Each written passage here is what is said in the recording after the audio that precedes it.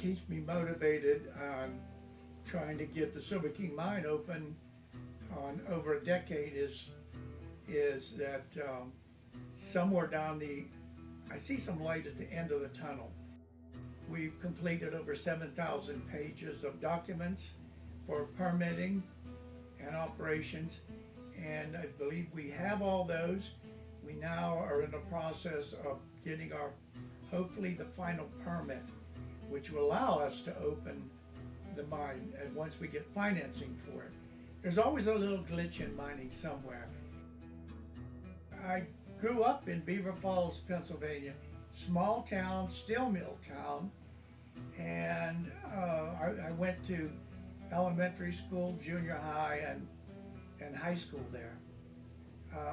Well, growing up on Stephen Hill, actually, it was during the 40s and 50s, so much different time than it is today. Things moved a lot slower. Neighbors knew each other. I have a lot of interesting stories in police work. I was a policeman for 30 years, 3.5 in Washington, D.C., and 26.5 out in Prince George's County. Walking a foot beat, you come across interesting characters. You never understood what made people tick. Sometimes they were drunk, sometimes they were a little crazy. Sometimes they just wanted to talk to you. That was on the beat. Then I started taking people out on hikes. The more I was in the mountains, the more I learned. And I started doing research. I joined a historical society where a lot of it was based on research. And I learned about the story about an old mine up in the mountains of north of Superior. And it was called the Silver King Mine. And there wasn't a book on it.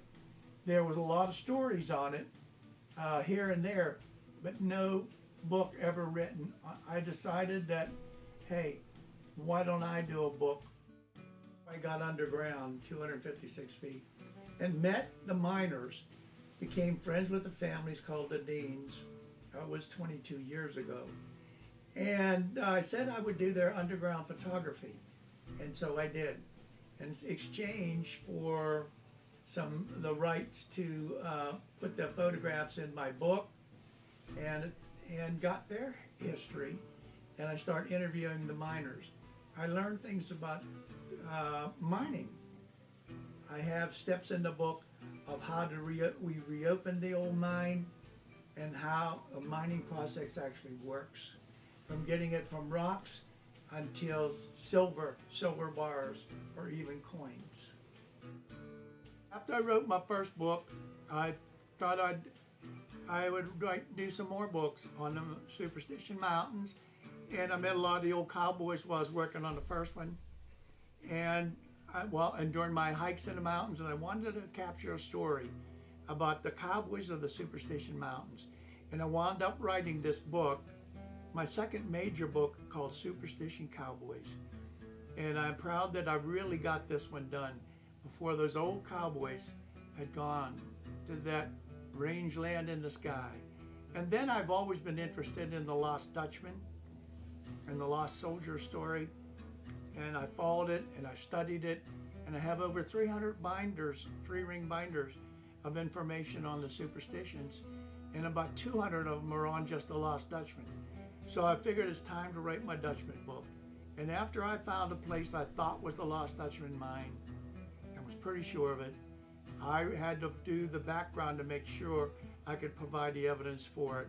And once I did that, I wrote the book, and it's called The Lost El Dorado of Jacob Waltz.